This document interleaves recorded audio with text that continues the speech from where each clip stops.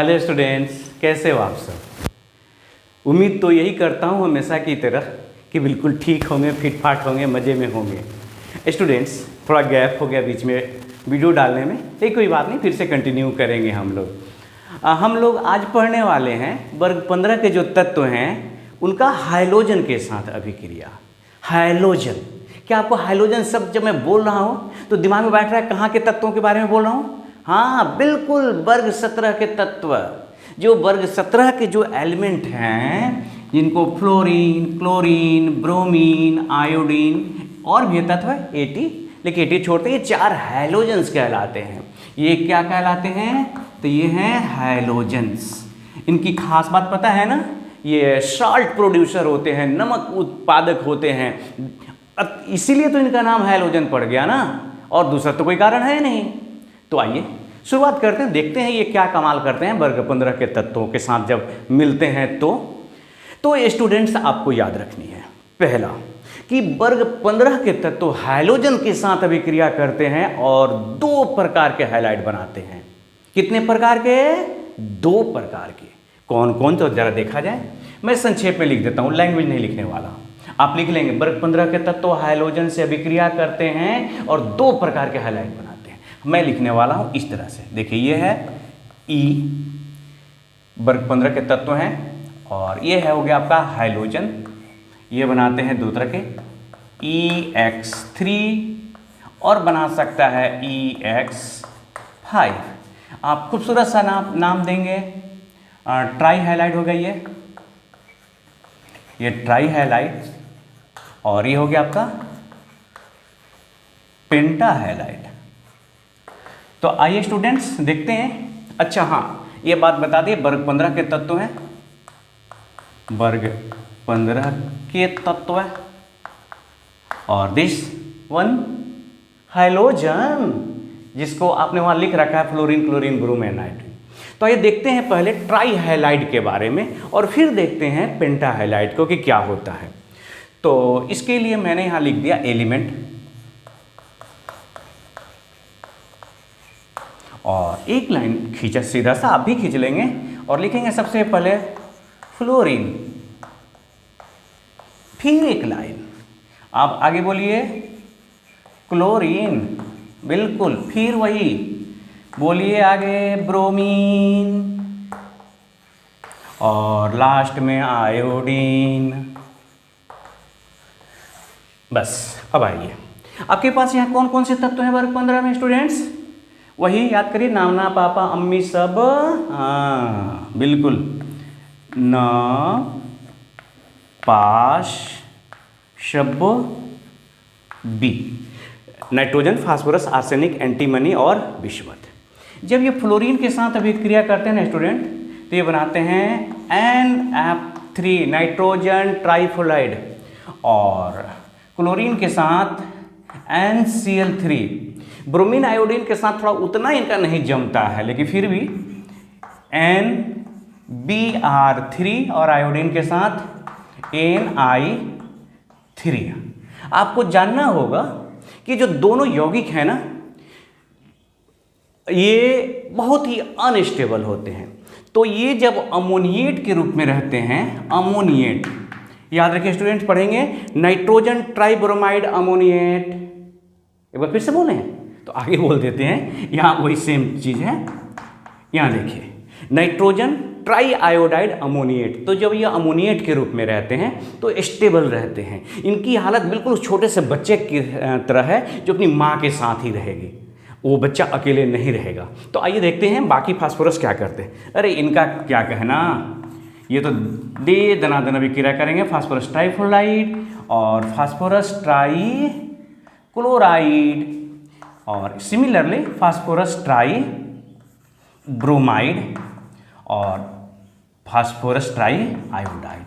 ये बिल्कुल स्टेबल होते, अकेले रहेंगे, इनकी कोई जरूरत नहीं है कि अमोनिएट के रूप में रहें। उसी तरह से आर्सेनिक ट्राइफ्लोराइड, बोलिए आर्सेनिक ट्राइक्लोराइड, आर्सेनिक ट्राइब्रोमाइड, हाँ बिल्कुल आपका इशारा मैं समझ रहा था, आर्सेनिक ट्राई आयोडाइड। तो एंटीमनी में antimony trifluoride, SbF3, SbCl3, SbBr3, SbI3 and bismuth BiF3, bismuth trifluoride, bismuth trichloride, bismuth ट्राईब्रोमाइड। और क्यों, आप कुछ तो बोलिए। अब आइए, तो स्टूडेंट्स आप एक नज़र में एक बात तो समझ ही गए, वो ये कि इस वर्ग 15 के सभी तत्व चारों हाइड्रोजन परमाणुओं से रिएक्शन कर जाते हैं, अभिक्रिया करते हैं और कंपाउंड बनाते हैं, मैंने ट्राई हाइलाइड बनाते हैं। क्लियर? कोई डाउट? नो, बिल्कुल नहीं, यहाँ कोई डाउट होनी भी नहीं चाहिए। अब हम जानना चाहते हैं, थोड़ा इनके बारे में कुछ जान तो लें, इनके स्वभाव को, इनके कैरेक्टर को, इनके हाव भाव को, इनके चाल चलन को। तो सबसे पहले जानना चाहते हैं इनके स्ट्रक्चर, इनका जो स्ट्रक्चर है हम उसे जानना चाहते हैं। तो आइए बारी बारी से संरचना, स्ट्रक्चर। आप लोग सोच रहे होंगे 2-4 दिन वीडियो नहीं डाले तो अब ऐसा नहीं कि वीडियो नहीं डालेंगे, ऐसा बात नहीं है। देखिए ये संरचना है, स्ट्रक्चर है। तो सबसे पहले देखिए क्या बात करने जा रहे हैं हम, इसमें से कोई एक एग्जाम्पल ले लें अथवा ई भी करके ले लेते हैं, लेकिन मेरी इच्छा है कि जब इतने सारे यौगिक लिख लिए तो इसी में से कोई एक ले लेते हैं। चलिए ऐसा करते हैं कि PCl3 ले लेते हैं। और याद रखिएगा कि जो इसकी संरचना होगी वो टोटल पे लागू होगी ना, सब जो इसकी संरचना होगी, इसकी होगी, इसकी होगी, सबकी होगी। तो मैं देखना चाहता हूं फास्फोरस ट्राइक्लोराइड का स्ट्रक्चर क्या है। तो स्टूडेंट्स आपको पता ही है वर्ग 15 के जो तत्व होते हैं, जरा ध्यान दीजिएगा मैं जो बोल रहा हूँ, वर्ग 15 के तत्व होते हैं, उनके संयोजी कोष में वैलेंस शेल में कुल मिला के 5 इलेक्ट्रॉन होते हैं ना। संयोजी कोष में कितने होते हैं? वैलेंस शेल में इलेक्ट्रॉन 5। इस 5 में से क्लोरीन के साथ कितना बॉन्ड बनाया है? 3 बॉन्ड बना चुका है, मतलब 2 जो होंगे वो लोन पेयर इलेक्ट्रॉन के रूप में बचे होंगे। तो आइए समझते हैं। ये देखिए यहाँ लिखते हैं, थोड़ा जगह मिलेगा उधर के लिए। ये हो गया PCl3। तो फास्फोरस के पास 5 इलेक्ट्रॉन हैं, जैसा कि आप सब जानते हैं। 3 जो है उन्होंने क्लोरीन से बंधन बनाया, बनाने दीजिए। इसमें हम लोग का क्या जाता है, जितना बनाना है बना लें। 2 इलेक्ट्रॉन बच गए ना, ये है लोन पेयर। ऐसे जब देख रहे हो ना, ये इसको लोन पेयर कहते हैं, ये लोन पेयर को दर्शाते हैं। LP माने लोन पेयर। तो स्टूडेंट्स बताओ अब यहाँ पर बॉन्ड पेयर कितने हैं? तो bond pair, bond pair, bond pair, और ये क्या हो गया? लोन पेयर, जिसको आप सिग्मा बॉन्ड कह सकते हो। Sigma bond, sigma bond, sigma bond, ये तीनों बॉन्ड पेयर इलेक्ट्रॉन हो गए ना। तो 3 बॉन्ड पेयर इलेक्ट्रॉन या 3 सिग्मा बॉन्ड और 1 lone pair, 3 bond pair electron आप लिख सकते हैं। यहाँ कितने बॉन्ड पेयर हैं? देखिए 1 2 3 बॉन्ड पेयर, 3 लोन पेयर, 1। मेरे भाई जोड़ दो, कितना हुआ? 3 1 4। तो जब हमको समझ में आ गया कि 4 टोटल इलेक्ट्रॉन हो गए जो हाइब्रिडाइजेशन में भाग लेंगे, हाइब्रिड ऑर्बिटल, तो संकरण क्या हो जाएगा इसका? इसलिए संकरण को अंग्रेजी में हाइब्रिडाइजेशन कहते हैं। हाइब्रिडाइजेशन क्या हो जाएगा? देखिए 4 है ना, आप लोग को जानकारी होनी चाहिए कि अगर ये जोड़ करके अगर 2 आता तो sp होता, 3 आता तो sp2 होता, 4 होता तो sp3 हो गया, 5 होता तो sp4 नहीं sp3d होता। तो संकरण हो गया इसका sp3 हो गया। अब आइए, जब संकरण sp3 हो गया, हम देख रहे हैं यहाँ कि बॉन्ड पेयर 3 लोन पेयर 1। तो याद रखना बॉन्ड पेयर 3 हो दुनिया में किसी भी अणु के साथ और लोन पेयर 1 हो तो पिरामिडल 11 क्लास के आपको रासायनिक बंधन जो चैप्टर है उसमें हम लोग पढ़े थे ना कि बॉन्ड पेयर 3 हो, लोन पेयर 1 हो, तो उस स्थिति में उसका जो ज्यामिति होता है, ज्योमेट्री होता है, या आप कहिए कि शेप होता है, वो कैसा होता है? तो शेप होता है पिरामिडी। हाँ, स्ट्रक्चर की बात करें तो ये टेट्राहेड्रल स्ट्रक्चर है, टेट्राहेड्रल स्ट्रक्चर। लेकिन शेप की जब बात करेंगे तो कैसा हो जाएगा? तो पहले लिख देते हैं टेट्राहेड्रल स्ट्रक्चर। देखिए ना, टेट्राहेड्रल स्ट्रक्चर बन जाता है, टेट्राहेड्रल स्ट्रक्चर, संरचना हो गई टेट्राहेड्रल। लेकिन अगर बात करें हम इसकी शेप की, तो याद रखिएगा यही शेप, ज्यामिति, आकृति, ये है पिरामिडल,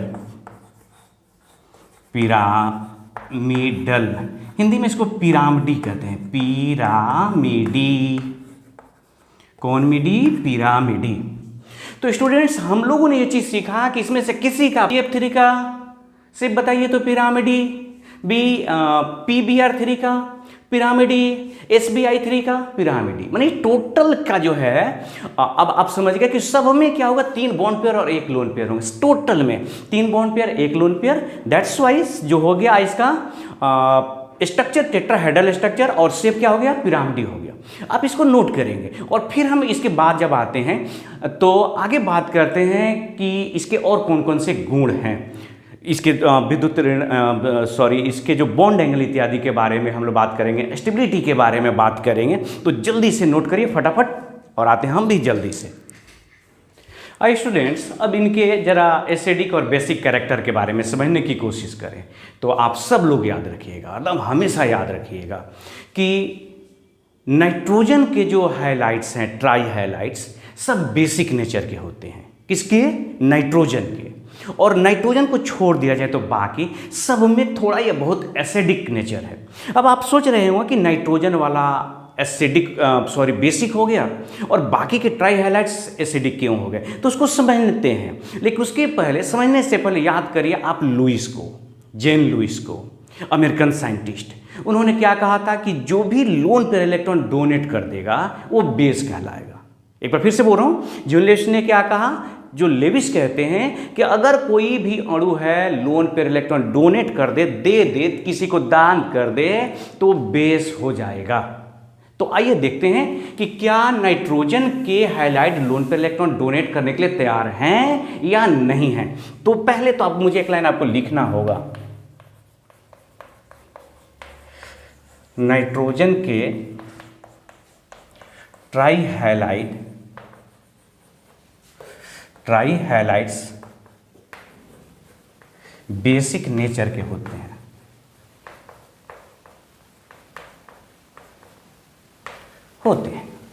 सवाल खड़ा हो गया कि क्यों, क्योंकि ये लोन पेयर इलेक्ट्रॉन डोनेट करते हैं, क्योंकि ये लोन पेयर डोनेट करते हैं,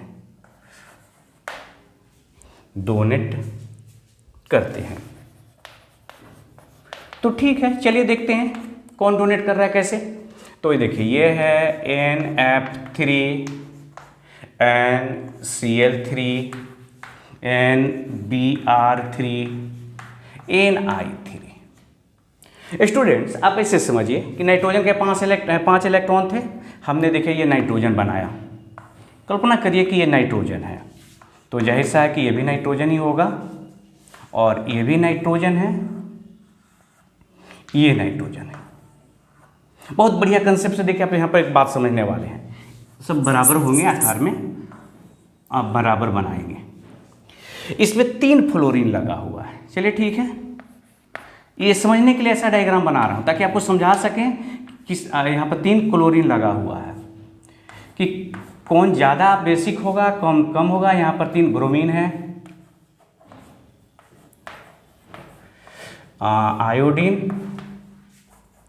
आयोडीन और आयोडीन। स्टूडेंट्स आपको पता है यहाँ पर लोन पेयर इलेक्ट्रॉन है, यहाँ पर भी लोन पेयर है, ये लोन पेयर है। फ्लोरीन की विद्युत ऋणात्मकता बहुत ज़्यादा है, तो ये क्या करेगा, अपनी तरफ खींचेगा।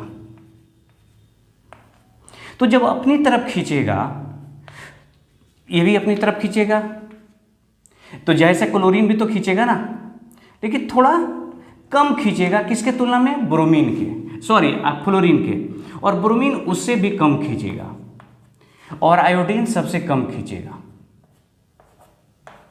तो अब बताइए कि अगर लोन पेयर डोनेट करना हो तो ये जो भी है बॉन्ड पेयर को ही हालांकि खींच रहा है, ये फ्लोरीन क्या कर रहा है, बॉन्ड पेयर को ही खींच रहा है, लेकिन इसको भी ये प्रभावित करेगा। तो जब इलेक्ट्रॉन को अपनी तरफ खींच लेगा तो दूसरे को डोनेट करने का मौका थोड़ा कम मिलेगा। तो अब देखिए डोनेट करने की क्षमता सबसे ज़्यादा किस में हो जाएगी, स्वाभाविक तौर पर यहाँ हो जाएगी। सबसे ज़्यादा इलेक्ट्रॉन डोनेट, ये ज़्यादा फ्री महसूस करेगा, ये जो लोन पेयर है वो ज़्यादा फ्री होगा, इस पे जो है इधर प्रभाव जो है आयोडीन की तरफ कम लगेगा। तो निश्चित रूप से अब आपको बताने की जरूरत नहीं है, इसमें अगर क्षारीय गुण की बात करें तो सबसे ज़्यादा ये देखिए ये बेसिक नेचर हो गया।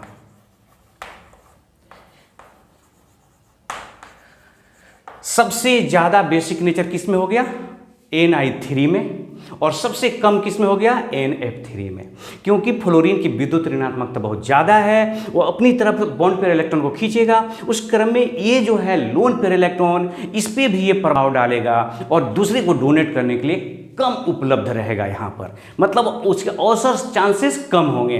तो बेसिक में हम समझ गए कि जितने भी ट्राई हैलाइड्स हैं वे सब के सब बेसिक नेचर के हैं, नाइट्रोजन के, एक बार फिर से रिपीट करना चाहेंगे, नाइट्रोजन के ट्राई हैलाइड्स किस नेचर के हैं, तो बेसिक नेचर के हैं। अब आइए नाइट्रोजन के अलावा भी तो और तत्व हैं, तो बाकी जितने भी ट्राई हैलाइड्स हैं वे सब एसिडिक के हैं। तो अब आते हैं एसिडिक।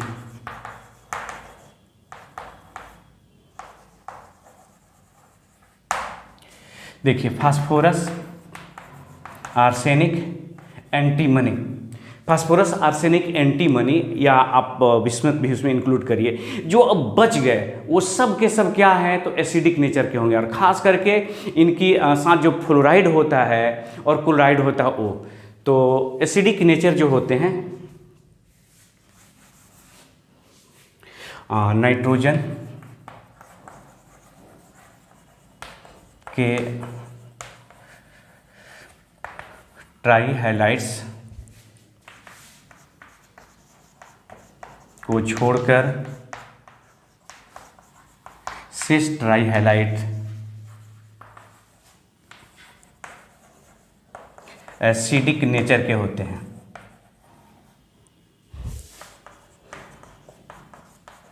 सवाल है कि एसिडिक कैसे हो गए। एसिडिक के बारे में तो ये है कि जो लोन पेयर इलेक्ट्रॉन को एक्सेप्ट करे।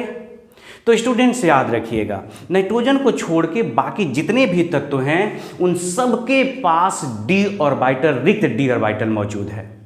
तो जब रिक्त डी ऑर्बिटल मौजूद है तो क्या करते हैं कि इलेक्ट्रॉन को, लोन पेयर इलेक्ट्रॉन को खींचते हैं और अपने खाली जो पहले से डी ऑर्बिटल था उसमें भर देते हैं। और इस प्रकार से केवल नाइट्रोजन ही ऐसा था कि नहीं खींच पा रहा था लोन पेयर, ये तो उल्टे डोनेट कर रहा है। बाकी जितने भी तत्व हैं सब के सब क्या करते हैं, बाहर से इलेक्ट्रॉन, जैसे मान लीजिए यहाँ PF है, PF3 है, जरा ध्यान दीजिएगा, तो इसके पास ऑलरेडी दो लोन पेयर इलेक्ट्रॉन हैं। इसके बावजूद भी अगर कहीं से फ्लोरीन मिला तो इनके इलेक्ट्रॉन को खींच लेगा और ये हो जाएगा PF5। क्यों ऐसा करने में सक्षम है, क्योंकि इसके पास क्या है, तो रिक्त डी ऑर्बिटल है। तो सभी ट्राई हैलाइड्स एसिडिक नेचर के होते हैं क्योंकि इनके पास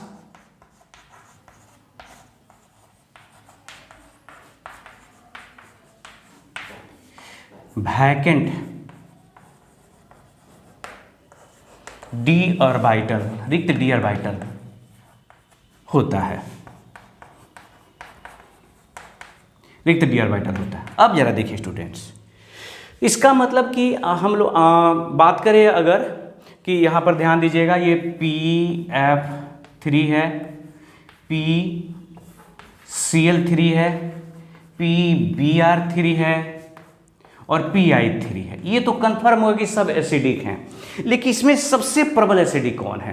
तो अब देखिए, जब ये इलेक्ट्रॉन को अपनी तरफ ये फ्लोरीन खींचेगा तो और बाहर से इलेक्ट्रॉनों पे भी आसानी से दबाव बनाएगा ताकि वो हमारे क्या करें, डी ऑर्बिटल में चले आए। तो सबसे जो मोस्ट इसमें एसिडिक होगा वो फास्फोरस ट्राइफ्लोराइड होगा, फिर उसके बाद ब्रोमाइड और अंत में आयोडाइड है। आप समझ पा रहे हैं, ये हो गया एसिडिक नेचर।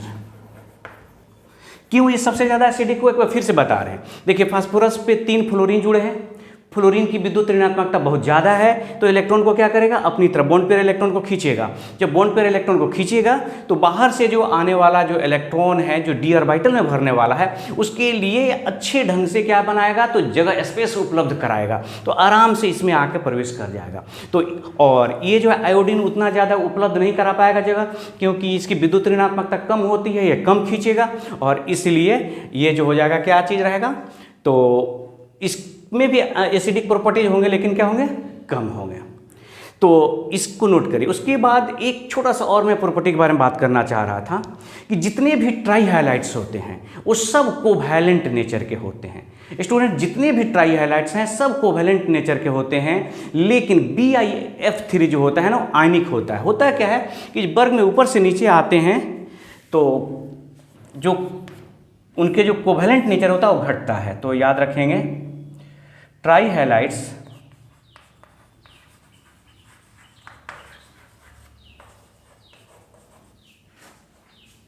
कोवैलेंट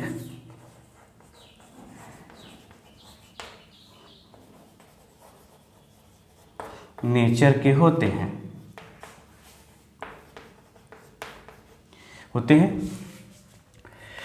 वर्ग में ऊपर से नीचे आने पर आयनिक नेचर बढ़ता है। वर्ग में ऊपर से नीचे आने पर आयनिक नेचर बढ़ता है।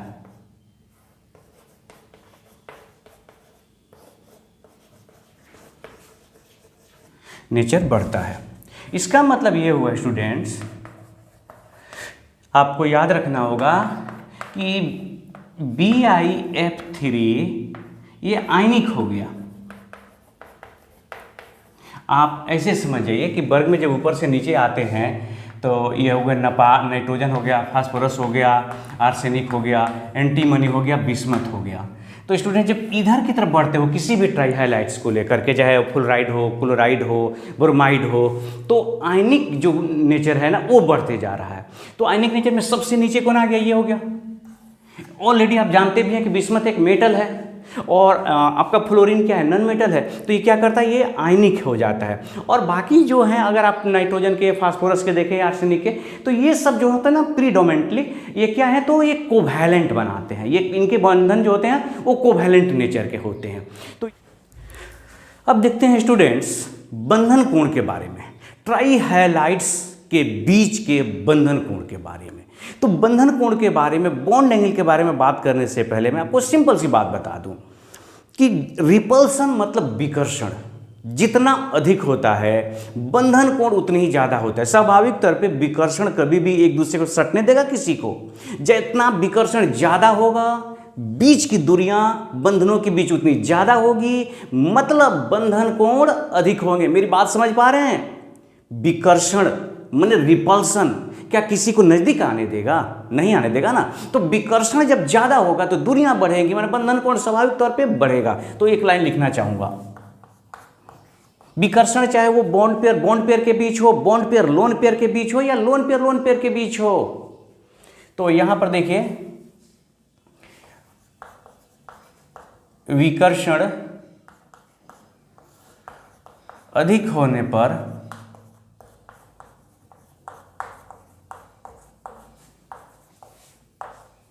बॉन्ड एंगल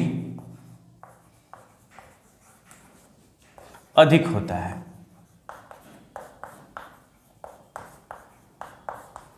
किसके बीच का विकर्षण? तो बॉन्ड पेयर के बीच का जो विकर्षण है जितना ज्यादा होगा बॉन्ड पेयर के बीच का विकर्षण अधिक होगा और बॉन्ड एंगल भी अधिक होगा। अब हमको तो यहां पर ट्राई हाइलाइट्स के बारे में देखना है। तो आपको याद रखना होगा कि हाइड्रोजन परमाणु का विद्युत ऋणात्मकता जितना घटता है बॉन्ड पेयर के विकर्षण उतना ही बढ़ता है और फलस्वरूप बंधन कोण बढ़ता है। तो आइए इसको भी लिख देते हैं आपकी सुविधा के लिए। हाइड्रोजन परमाणु का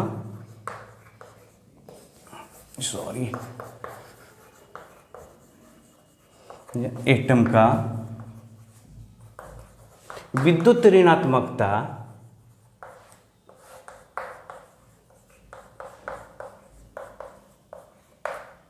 जितना ही अधिक होता है,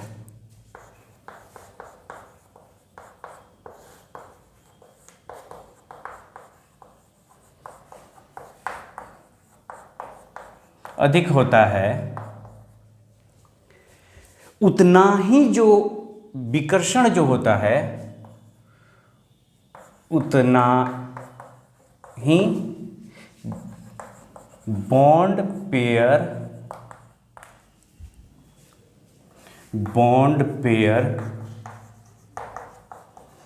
के बीच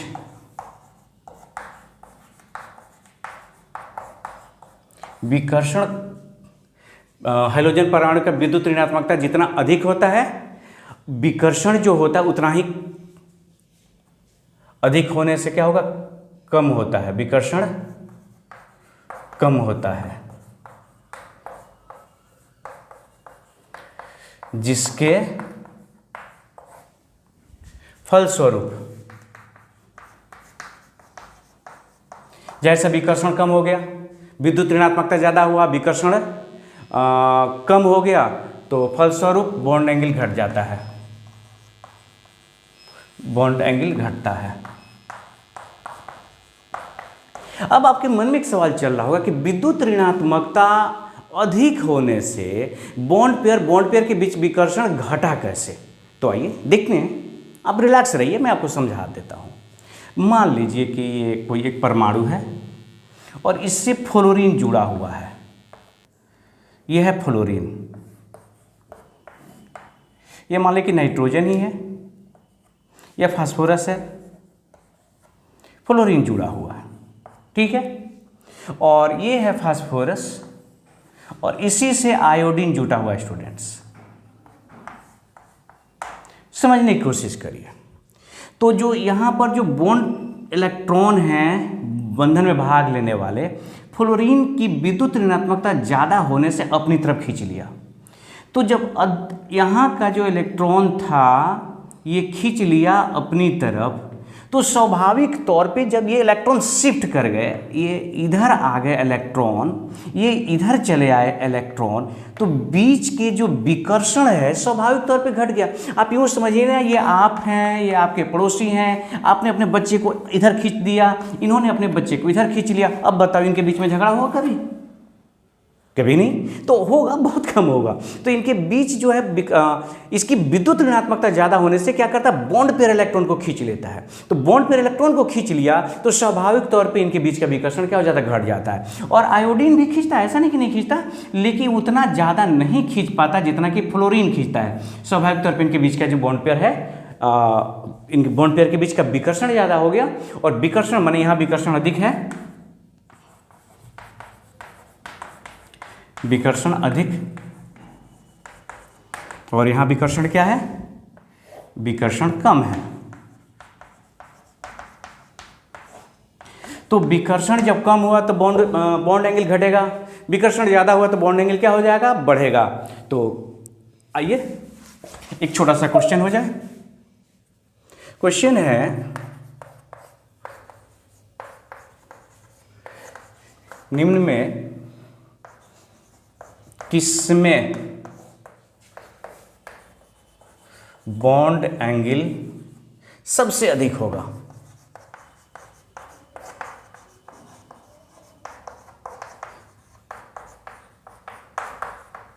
पहला चॉइस PF3, दूसरा चॉइस PCl3, PBr3 और PI3, ये हो गया डी।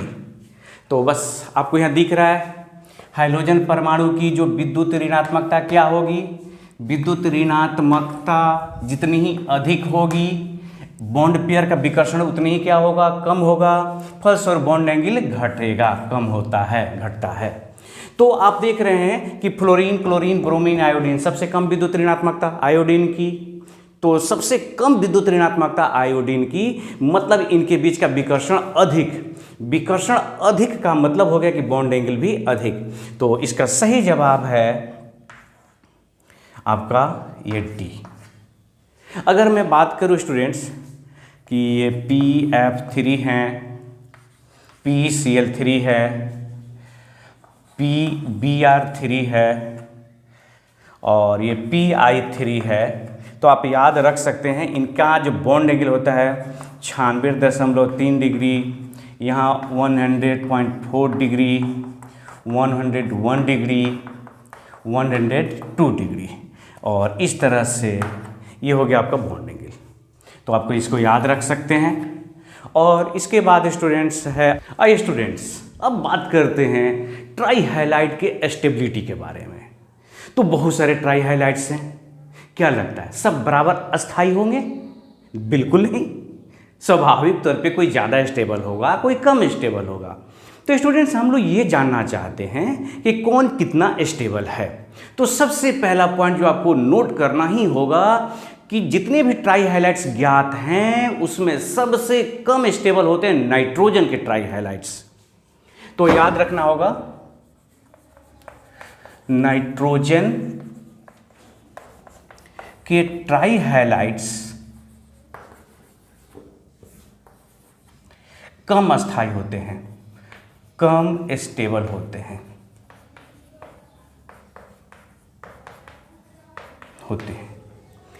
आपको यह भी जानना होगा, एक तो हो गया कि नाइट्रोजन के ट्राई हाइलाइट्स कम स्टेबल हैं।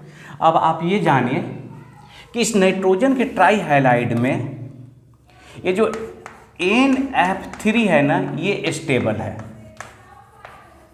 ये क्या है? स्टेबल है। आप यह जानिए कि ये जो NCl3 है ये एक्सप्लोसिव है, विस्फोटक है, विस्फोट करता है। और आपको शुरू में ही हमने बताया कि NBr3 एंड NI3 ये अमोनिएट के रूप में रहते हैं, अमोनिएट के रूप में स्टेबल होते हैं, अमोनिएट के रूप में स्टेबल होते हैं।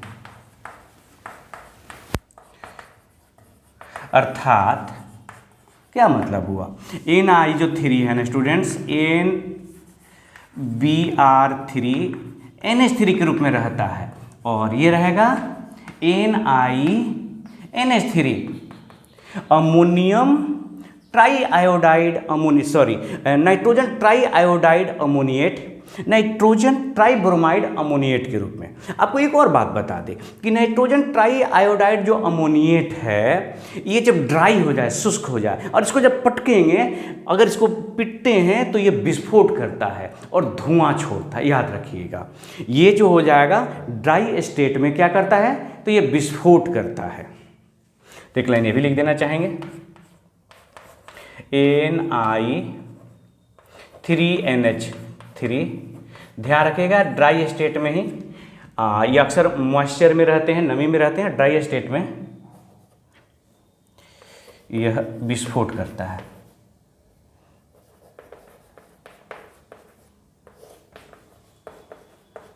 है और धुआं छोड़ता है।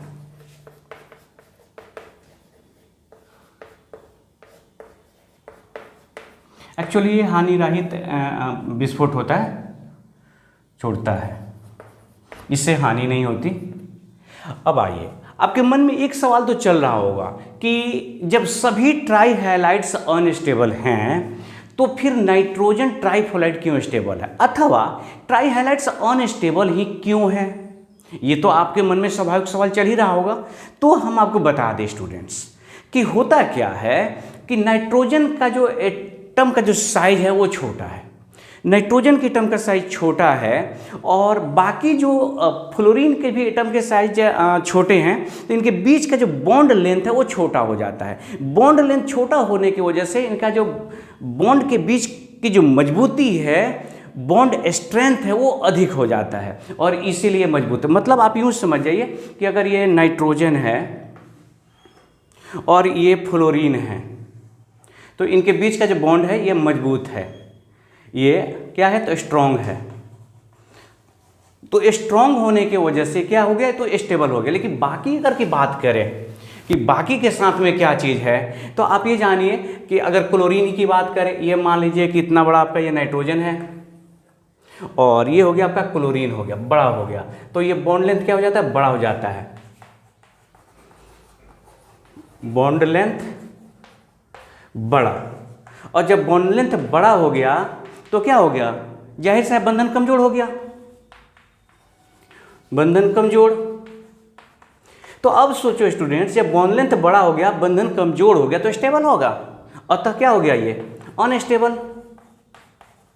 तो इसी तरह से जैसे आप ये तो मान लीजिए कि आपने कहा कि ये नाइट्रोजन है और ये क्लोरीन है, यहाँ पर तो ये नाइट्रोजन था और ये फ्लोरीन था, दोनों के लगभग बराबर ही होते हैं, थोड़ा सा का अंतर होता है। लेकिन अगर बात करें हम यहाँ कि ये नाइट्रोजन है आपका और ये ब्रोमीन हो गया और बड़ा हो गया, तो ये तो बॉन्ड लेंथ और बड़ा हो गया ना, तो जितना ही ज़्यादा होता चला जाएगा, ये मान लीजिए अगर ब्रोमीन हो गया, ये नाइट्रोजन हो गया, तो बंधन के बीच की दूरी बढ़ेगी। बंधन के बीच की दूरी बढ़ने का मतलब कि बंधन की लंबाई बढ़ गई, सॉरी बंधन के बीच की मतलब दो परमाणुओं के बीच की दूरी बढ़ेगी, तो बंधन का लंबाई बढ़ गया। लंबाई बढ़ने का मतलब कि बंधन कमजोर हो गया, बंधन कमजोर होने का मतलब कि अनस्टेबल हो गया, सिंपल।